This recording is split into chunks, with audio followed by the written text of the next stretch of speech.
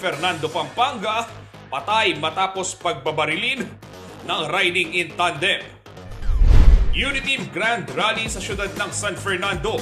Dinagsa ng mga taga-suporta mula sa iba't ibang lugar. Isang fisher folk leader mula sa Apalit, Pampanga, magsisilbing direktor ng B4 Central Luzon sa loob ng isang buwan. At OFW Hospital sa Pampanga, 70% complete na.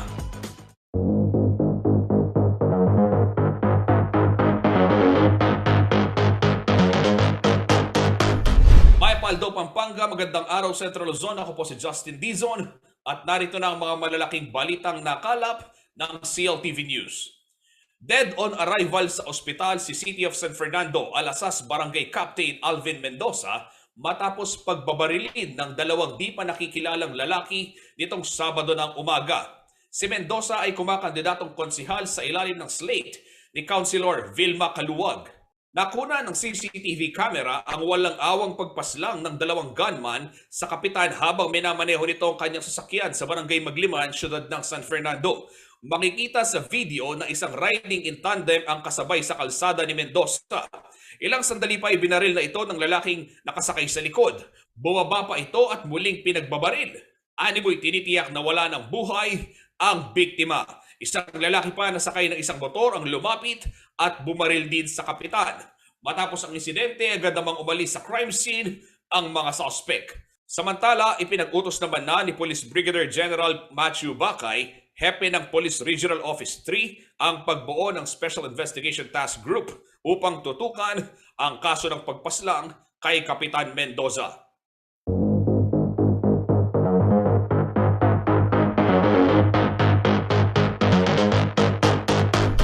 Ibang balita, dinagsa ng mga Marcos Duterte supporters ang ginanap na Uniteam Grand Rally nitong Biyernes sa Robinson Star Mills, Pampanga. Ayon sa mga organizer, umabot ho ng 300,000 katao ang dumalo sa nasabing pagtitipon. Ang ilan po sa aming mga nakapanayam nanggaling pa ng Quezon City sakay ng mga bus. Narito po ang detalye ng balitang yan.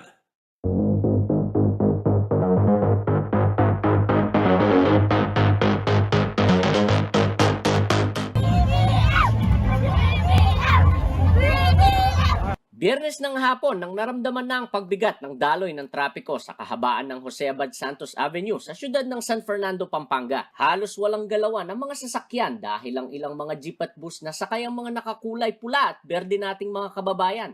Sa gilid na ng kalsada pumarada ang kanilang pakay, ang makadalo sa Grand Rally ng Uniteam na pinangungunahan ni Presidential Candidate Ferdinand Marcos Jr. at Vice Presidential Candidate Mayor Sara Duterte sa Robinson Star Mills. Tirik pa ang sikat ng araw nang magsimulan dumagsa ang mga Uniteam supporters sa venue. Maliban sa mga performers sa entablado, mayroon ding iba't ibang grupo sa rally grounds na nagtatanghal. Ang iba naman, naghanda ng kanilang mga produkto para ipamahagi sa kanilang kapwa BBM at Sara supporters. Nare-represent po namin yung mga mga baked goods namin. Ito kami ngayon, nagsama-sama kami. Inaya ko yung mga BBM team na mag-organize kami ng mga pastry para sa mga tao na ipapakain namin. Ito para kay Bongbong Marcos, kay President Bongbong Marcos. Gawa po siya ng anak kong 12 years old. Itong isa para kay Inday Sara, para sa Vice Presidente natin. Gawa rin po siya ng anak kong 12 years old. Ang ibang dumalo galing pa sa iba't ibang lugar sa labas ng Pampanga. Kagaya na lang ng isang grupo na aming nakita sa parking lot na nagmula pa umano sa Fairview, Quezon City at lulan ng mahigit 50 bus. Nagsidagsaan din ang mga kabataan na naniniwala kay Marcos. Isa na rito si Astin Paul Santos, 21 taong gulang mula sa Lubao, Pampanga. Gumawa pa siya ng karatula sa mismong event upang maipakita ang kanyang suporta at hikayatin ang kamukha niyang kabataan. Yung karatula na po to, ngayon lang po namin ginawa dito po sa Robinson. Sana iboto po nila yung karapat dapat at yung may experience na po na huwag sila mag-base sa mga artikulo na fake news. Kaya po sana iboto po nila si Marcos para po sa alala. Hindi rin naman pauhuli ang ilang katutubong aita na galing pa sa mga kabundukan ng Porac, Pampanga. Inihikayat rin niya ang mga kapwa niya katutubo na si Bongbong Marcos ang piliin sa balota. Lahat na pong katutubo, lahat ng barangay po sa bundok, kailangan po natin iboto natin po si ating Presidente BBM Marcos po. Dahil siya po ang magbibigay ng bagong irenasyon. Ang ilang miyembro ng LGBTQI community umaasa rin na sa pag-upo ni Marcos Jr. ay lalong maririnig ang kanilang sektor. Gusto po namin siya manalo. Bakit po? Kasi mabait siyang tao. Huwag na sila mag-isip. Diretso na nila, basta Bongbong Marcos tayo. Si Tatay Danilo Manansala, isang senior citizen mula sa Asmuan, Pampanga. Isang Marcos loyalist noon at ngayon. Nung pangbata ko, kay President Marcos na ako. Since 1970s, Marcos na ako. Dahil yung mga Marcos, maganda yung mga platform of government nila. Lahat ng kanilang ginagawa ay magaganda para sa bayan. Lalo na ngayon, ang anak niya ang magiging presidente, siguradong presidente na. Mayroon din namang mga dumalo na isinabay na rin ang paghahanap buhay sa kanilang pagpapakita ng suporta sa tambalang Bongbong at Sara, kagaya na lamang ni Aling Marisa Aquino na galing pang Novaliches. Ay para po magmura ang bilihin. Sobrang mahal eh. Opo. Kailangan magmura na. Saka maganda po talaga magpalakad ang mga Marcos. Ay, bumili na po kayo ng kasoy. Masarap po ito. Galing Antipolo. Ayon sa statement ng mga organizers sa social media, ay umabot umano sa 300,000 ang mga dumalo sa event. Dahil sa dami ng tao, hindi rin maiiwasan ang kalituhan at iba't ibang aberya, kagaya na lamang ng isang grupo na nagmula pa umano sa lalawigan ng Bulacan na tumangging magpakilala. Gutom na po kami. Wala pa kaming almusal at saka tanghalian. Ang driver po, nahanap din po sila. Sabi may pagkain daw po. Wala namang pagkain. Kung alam lang po namin, nagbaon sana kami ng pagkain. Di sana ganito nangyari sa amin. Gutom na gutom kami. Sana po, wag na po kaming lukuhin ng ganito. Wag na ulitin. Kasi ang hirap po. Kamukha ako, ma-absent pa ako sa trabaho. Tapos gutom ang inabot namin. Pero kahit gutom man kami, pagod, Bongbong Marcos pa rin kami.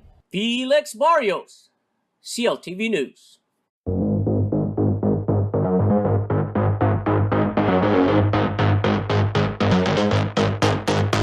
Samantala sa kaugnay na balita, maagang nagtungo sa Robinson Star Mills, Pampanga ang mga miyembro ng Kapampangan Youth for BBM Sara Volunteer Group para ho sa ginanap na Grand Rally ng Uniteam nitong Biyernes, April 29. Silipin po natin ang mga naging kaganapan sa ulat na ito.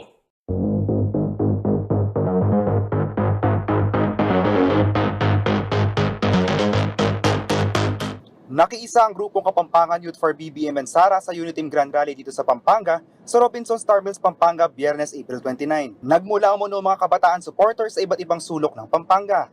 So nag-mobilize po kami ng higit 5,000 mga kabataan na mga Kapampangan na sumusuporta sa kandidatura ni BBM at Sara. Mga volunteers po lahat ito, mga kabataan na Kapampangan. Target po natin ngayon higit 250,000 ng dadalo dito sa rally ni BBM. So kaming lahat, mga volunteers, nag-ambag-ambag kami para makasama at may contribution kami. Hindi lang kami manonood, no? Meron kaming mga iba't ibang committee para makatulong sa pagiging successful nitong event. Ayon kay Elvin Laceda, tagapangulo ng Kapampangan Youth for BBM Sara, naniniwala raw sila sa isinusulong na plataporma ng kanilang sinusuportahang mga kandidato. Si BBM ay nagpapakita at naglalaan ng napakagandang plataforma ng tunay na pagkakaisa ng bayan. Kasi ang unang paraan para umunlad yung Pilipinas ay magkaisa lahat. Kahit iba-iba man tayo. Iba't iba kaming organisasyon.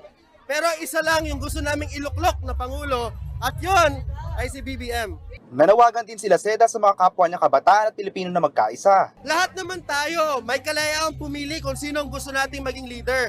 Actually, yun nga yung gusto naming sabihin sa mga kabilang panig, lalo na yung mga kakamping.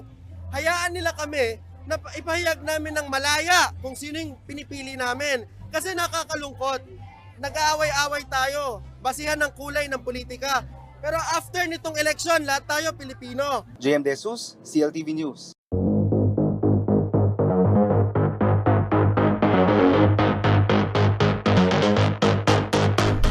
Abangan sa pagbabalik ng CLTV Balitaan. Endorsement ng Akadim sa Team Lenny at Kiko, isang paglaban sa pagbaluktot ng kasaysayan ayon sa isang political analyst. alternate roads at regulasyon sa mga sasakyan. Ilan sa mga nakikitang solusyon sa trapiko sa syudad ng San Fernando.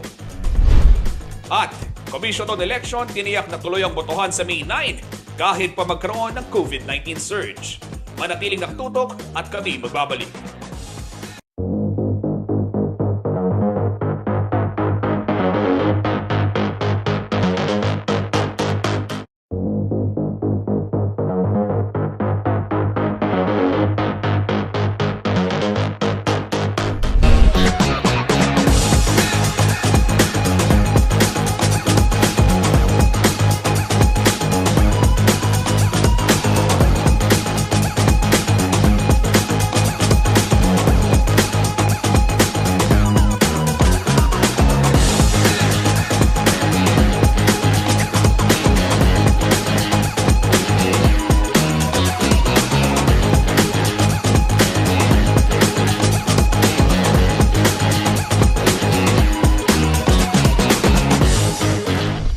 Nagbabalik ang CLTV Balitaan at sa iba pang mga nangungunang balita. Habang papalapit ang eleksyon ay kaliwat kanan na rin ang paglabas ng mga supporters ni Vice President Leni Robredo at Senator Kiko Pangilinan na nag-iendorso sa kanilang kandidatura para sa pagkapangulo at pagkapangalawang pangulo. Karamihan sa mga ito ay mga grupo at institusyong pang-akademiko. Ayon ho sa isang political analyst, ang pagtindig ng akadim ay pagtutol sa pagbaliktad ng kasaysayan. Pakinggan po natin ang ulat na ito.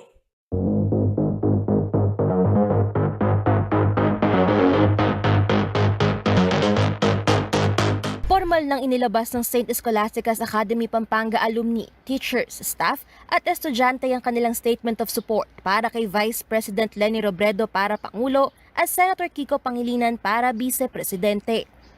Nasa higit 1,000 umano ang sumali sa inisyatibang maglabas ng official endorsement bilang pagsang-ayon na sila ang nararapat na mamuno sa bansa.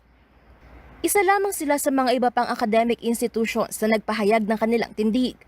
Nauna na ring naglabas ng statement of support ang Holy Angel University at ang iba pang mga universidad sa iba't ibang panig ng bansa.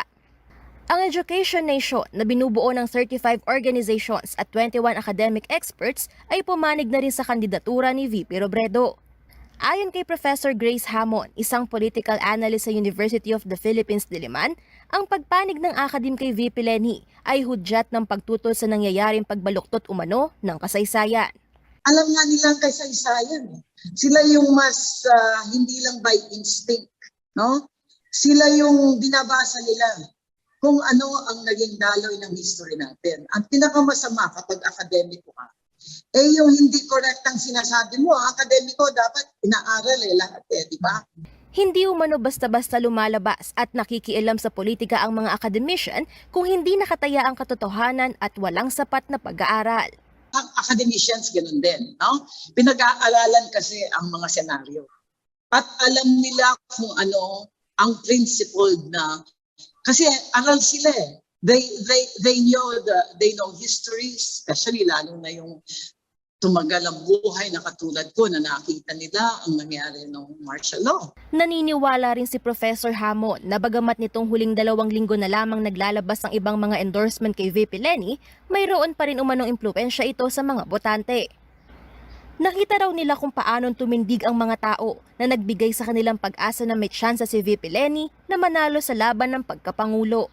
People are seeing na pwedeng manalo kung talagang merong tenacity na ang mga tao hindi lang lalabas sa rally kundi talagang boboto sa mga presinto. Hindi pa naman committed talagang marami. Noong una, naghihintay talaga silang mananalo ng kung sino ang may panalo sa i-endorso nila. Yeah, naghihintay lang. Nung nakitang may groundswell, lumabas na ang mga tao. Kasi unprecedented I mean, it's so a scale na hindi mo sasabihin na sasama-sama lang ang tao ng walang conviction. Bagamat karamihan na nag-e-endorso kay VP Leni ay people's organization, ang pagsuporta umano ng ilang political families gaya ng mga The Venetian ng Pangasinan at Villafuerte ng Camarines Sur ay senyales ng paglakas ng puwersa ni VP Leni. I feel that whether it is politically motivated, no, or personal conviction ang namayani, or a spiritual enlightenment coming from the universe and from spirituality, yun ang reason kung bakit. Naging saksi umano si Professor Hamon sa diktatorya ni Ferdinand Marcos Sr. at nakita niya kung paanong tumindig ang mga tao para sa makabayang hangarin. Ito raw ang nakikita niyang nangyayari sa kasalukuyan. I was there. Nakita ko kung paano nag-build up, no, yung opposition to Marcos. This time naman, as a gesture na nandun pa rin yun, ano? Ang groundswell ng suporta kay Len. Tinatayuan ng mga tao. Angelica Cara, CLTV News.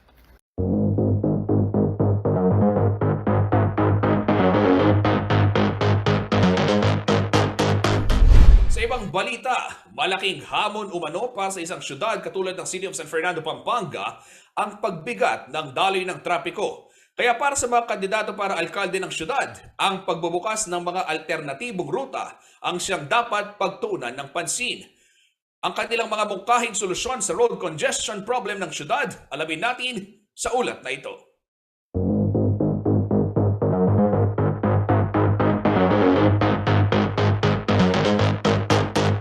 Sa unti-unting pagluwag ng mga protokol ngayong pandemya, sumasabay na rin ang pagdami ng mga sasakyan sa kalsada na nagdudulot ng pagbigat ng trapiko. Ganito rin ng mga eksena sa siyudad San Fernando lalo na tuwing rush hour. Kaugnay nito kasama sa binusisi sa CLTV sa 4 na mayoral candidates ng siyudad na dumalo sa plataforma Election 2022 Candidates Forum kung ano ang plano nila ukol sa problemang ito. Bilang isang incumbent official, sinabi ni Vice Mayor Lizatin na nagbubukas na ng mga alternatibong ruta ang LGU. Kung siya ang papalarin ay dadagdagan pa niya umano ang mga ito. Kung pinag-usapan yung mass transport system na yan, medyo hindi natin po, medyo malabo po yan. If you're talking about train, you're talking about really, when you say mass transport, malaki. Well, what we can do is that siguro meron tayong mga buses dyan na pwede magta-travel from Telebastangan hanggang sa Kabayan. Then, presently, ginagawa natin mga alternate routes natin dyan. Kamukha dyan sa Del Rosario, gumagawa tayo ng alternate route para papunta hanggang dito sa Magliman.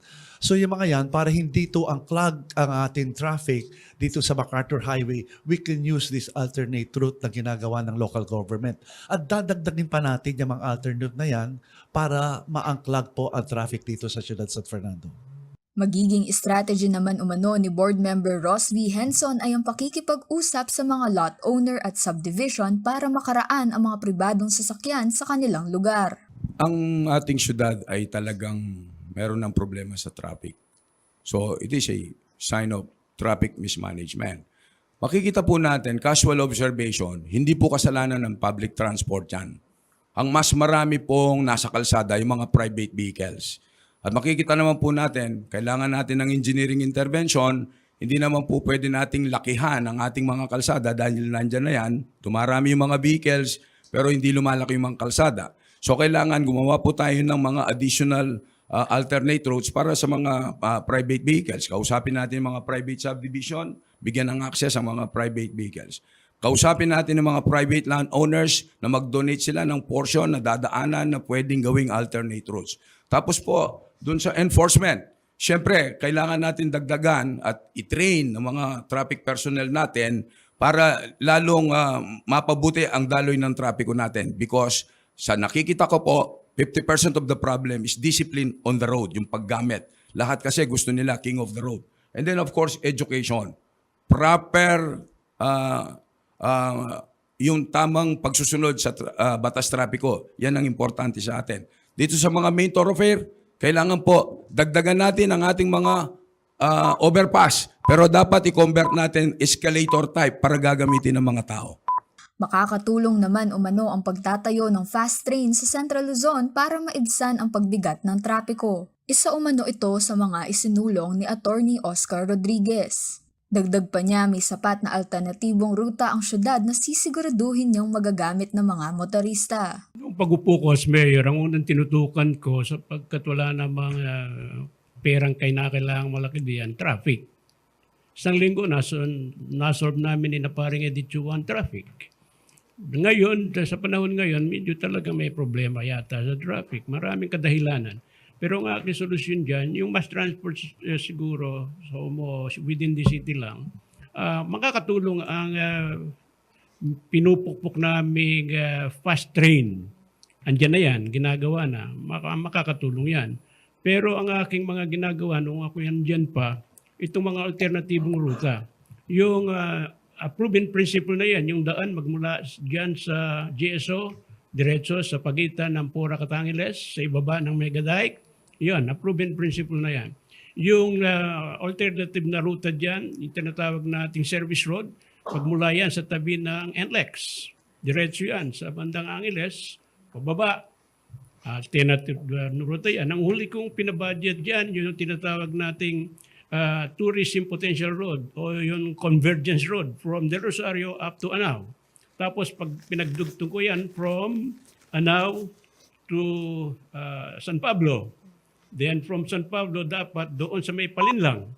Yung mga bumababa dyan from the north, kung hindi na kailangan dito sa poblasyon, pwede na dumiretso doon kung papunta ng east. Para kay mayoral candidate Sandy Kiwa, ang mag-regulate sa mga truck at mga tricycle sa MacArthur Highway ang dapat bigyan ng kaukulang pansin kapag siya ang naupo sa pwesto. Yes, nakikita ko po na yung transport system natin, nagulat nga ako one time I was in intersection pauwi ng Sindalan. It took me an hour and a half. And sabi ko, grabe yung traffic, grabe. Siguro po nakikita natin walang truck ban sa dami ng trucks going in and kailangan natin bigyan tuon din. Kailangan siguro tayong mag-regulate. May time sila na pwedeng pumasok within the MacArthur Highway. During the busiest hours, kailangan natin i-control yon.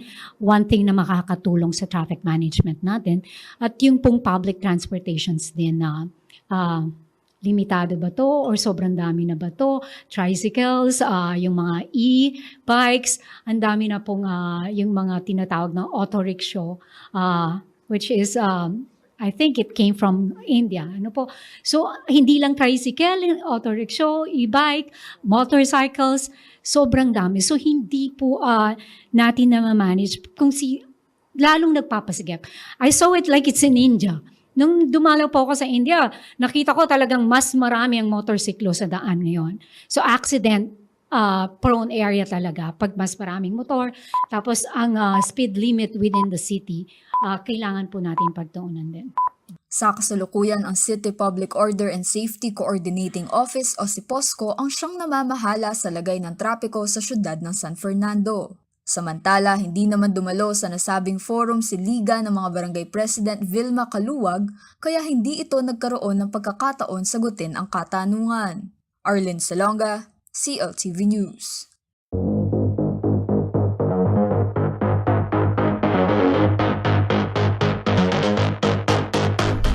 Samantala, tiyak daw na matutuloy ang botohan sa darating na ika-9 ng Mayo kahit pa magkaroon ng pagtaas ng bilang ng COVID-19 cases. Ito po ang tiniyak o siniguro ng Commission on Election kasabay naman ang babala ng mga health experts sa posibilidad ng COVID-19 surge matapos makapasok sa bansa ang Omicron subvariant na BA.2.12.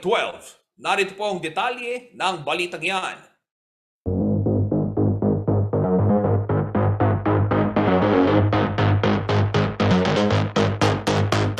Tuloy ang botohan sa May 9 kahit pa may banta ng COVID-19 surge. Ito ang inihayag ng Commission on Elections Commissioner Aimee Ferolino nitong Huwebes. I don't think we can postpone the elections. We have already prepared for an eventualities. We have the supplies ready. We have already trained all our election workers. So kung may mga, ano sa Tagalog, kapulian, that we translate. Kapulian. Ayan, mahirap. Kasi let me find out that I can best express it in Cebuano. So kung na ay mga kapulian, we have prepared for that. We have contingency measures. So kung yung mga I-spy, the Committee of the Normal has prepared on how to respond to that. Sabi nga nila, Kahit anong mangyari, we will have an elections. Laban kung laban. Itinatag ang Committee on New Normal ng COMELEC upang gawin daw COVID-proof ang eleksyon. Sinabi naman ni Commissioner Ray Bulay na may contingencies na naka-standby ang poll body. Eh hindi tayo pwedeng bumalik sa mandato ng ating sandigan batas. Elections will be held on the 9th of May 2020. So kami nandito to make sure that kaya nga everything is put in place to answer for all contingencies. Una nang nagbabala ang Department of Health na posibleng tumaas ang kaso ng COVID-19 infections sa kalagitnaan ng buwan ng Mayo kung magkakaroon ng pagluwag sa minimum public health standards. Matatanda ang sinabi rin ng Octa Research na posibleng umakyat sa 100,000 ang active COVID cases sa bansa dahil sa pagpasok ng Omicron subvariant BA 2.12. Ipinayo rin ng World Health Organization sa Pilipinas na maghanda dahil sa posibleng pagtaas ng kaso ng COVID-19 lalo na pagkatapos ng May 9 elections. Angelica Cara, CLTV News.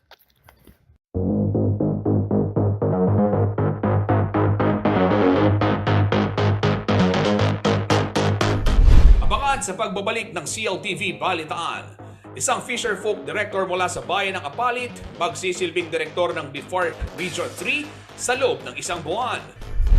Ekonomiya ng Central Luzon lumago sa kabila ng nagpapatuloy na COVID-19 pandemic ayon huyan sa Philippine Statistics Authority. At OFW Hospital sa Pampanga, 70% complete na. Manatiling nakatutok at magbabalik ang CLTV Balitaan.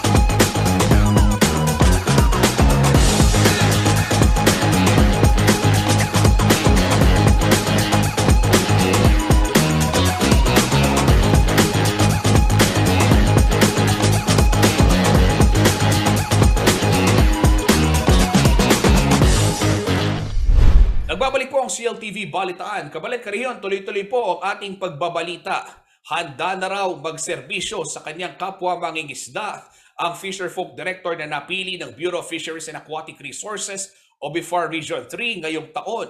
Kabilang daw sa kanyang mga tututukan ay ang mga proyektong magpapasagana sa ani ng mga kapwa niya mangingisda. Kilalanin ho natin ang mangingisdang direktor ng BIFAR sa ulat na ito.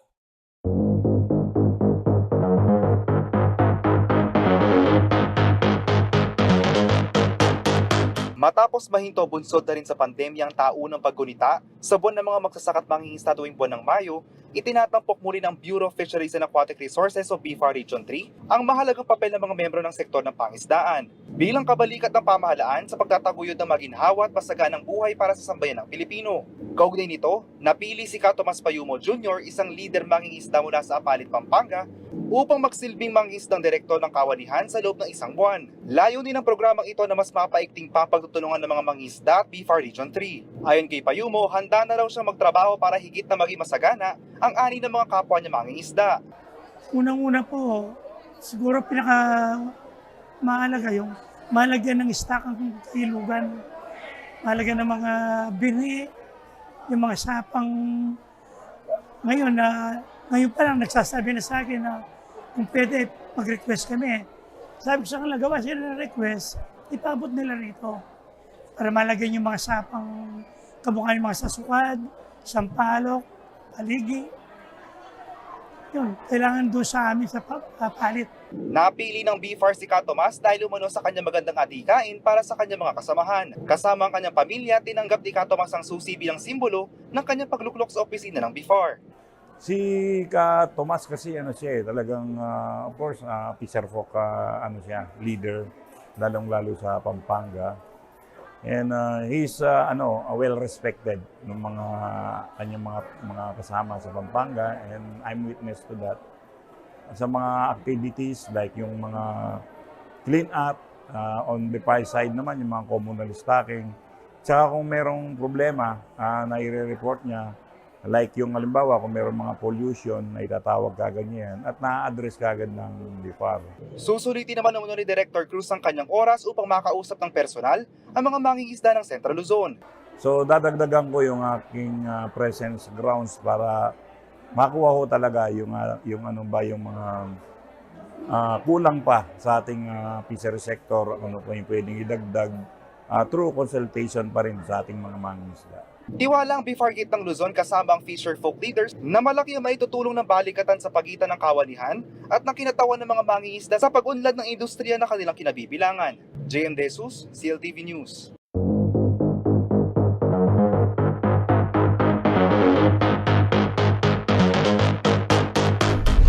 Sa ibang balita, kasabay ng pagluluwag ng mga quarantine restrictions ay ang mas mabilis na pagbangon umano ng ekonomiya ng gitnang Luzon. Ito ay ayon sa Philippine Statistics Authority.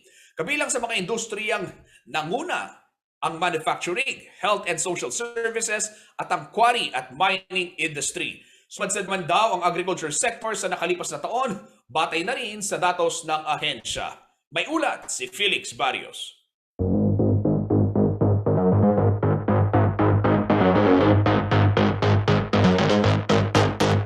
Matapos ang total lockdown dahil sa pandemyang COVID-19, unti-unti nang nakababawi ang ekonomiya ng rehiyon ayon sa Philippine Statistics Authority o PSA. Sa ginanap na Gross Regional Domestic Product at Gross Regional Domestic Expenditure News Conference sa siyudad San Fernando, Pampanga nitong Huwebes, April 28, iniulat ng ahensya na lumago ang ekonomiya ng rehiyon noong 2021 kung ikukumpara noong 2020. Central Luzon's economy grew to 2.02 trillion pesos in 2021 from 1.88 trillion pesos in 2020, translating a 7.4% increase in 2021 from 13.9% decline in 2020. Ayon kay Philippine Statistics Authority Region 3 Officer in Charge Arlene M. Divino, isang mabuting development umano ito upang higit na mahikayat ang mga namumuhunan sa Central Luzon. Pinakalayunin ng ating event na to ay para maparating sa ating mga stakeholders, especially yung ating mga data providers, regarding yung ating ekonomiya for 2021. Ano ang status ng ating ekonomiya compared dun sa last year, and also gaano to nakalayo na since the time of the pandemic. Sa talumpati ni Divino, kanyang ibinahagi ang mga industriya na naging sandigan umano ng ekonomiya ng rehiyon sa kabila ng krisis na dala ng pandemya. Malaking tulong din umano rito ang pagbaba ng COVID-19 cases na siyang nagresulta naman sa higit na pagluwag ng mga quarantine restrictions. With regards to growth ng ekonomiya, yung mga industrial like manufacturing, mining and quarrying, yung hotel and services, and health and social services, kung titignan mo yung growth, sila yung nag-contribute. Nevertheless, as per dun sa pagtitignan mo yung level, no, kagaya nung pinresent natin, from the pre-pandemic level noong 2019, although medyo malayo pa tayo, but then, because of the opening of the economy, nakita naman natin na unti-unti itong nag-grow, no? Kung may mga industriyang nakabawi na, mayroon din naman umanong humina gaya na lamang ng sektor ng agrikultura. Shown on the screen are the GRDP growth rates by industry of Central Luzon for the period 2020 to 2021 at constant 2018 prices. It shows that all sub-industries posted positive growths, except agriculture, which posted a decline of 6%. Umaasa naman si Divino na lalo pang lalago ang ekonomiya sa rehiyon sa susunod na 2 taon. Kahit hindi pa fully open yung ating economy, nakita natin na lumago siya. So, although siyempre, yung in terms of level, hindi pa natin siya na-reach, pero I think in 2 years' time, kung magtutuloy yung ating ekonomiya, marireach din natin yung growth na ina-attain ng region. Arlene Salonga, CLTV News.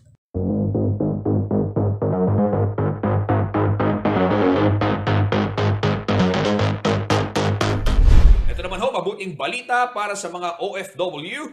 70% complete na ang OFW hospital na matatagpuan sa Barangay Sindalan, City of San Fernando, Pampanga. Pinondohan ng Bloomberry Cultural Foundation Incorporated ang 7-story building na nagkakahalaga ng 500 million pesos. Habang 200 million pesos naman ang inilaan ng PAGCOR para sa medical equipment sa pagamutan. Donasyon naman mula sa provincial government ng Pampanga ang 2 hektaryang lupa na kinatatayuan ng nasabing pasilidad. Ayon kay Governor Dennis Pineda, manggagaling sa DOLE, DOH at PGH ang karagdagang pondo para sa operasyon ng OFW Hospital na may 100-bed capacity. Binisita naman ni Pangulong Duterte at ng iba pang mga opisyal ang nasabing pagamutan nitong May 1.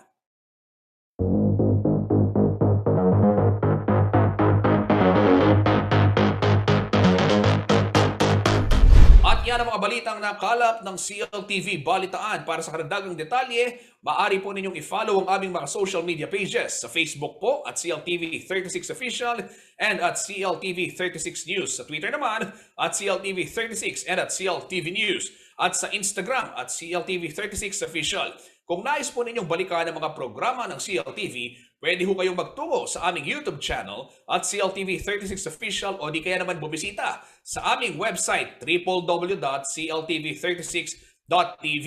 Mapapanood din po nationwide ang mga programa ng CLTV via Signal Channel 115 at dito naman sa Central Luzon sa ating 39 cable partners at syempre sa Free TV Channel 36. Kabalan, samahan ho natin si Jennifer Salenga mamayang alas 6 ng gabi para sa karagdagang detalye ng mga balitang Central Luzon na nais ninyong malaman at dapat ninyong malaman, yan po sa CLTV News. Kasama po ang buong pwersa ng CLTV News and Current Affairs. Ako po si Justin Dizon. Ito ang CLTV Balitaan. Kabalan, Kariyon, maraming salamat po.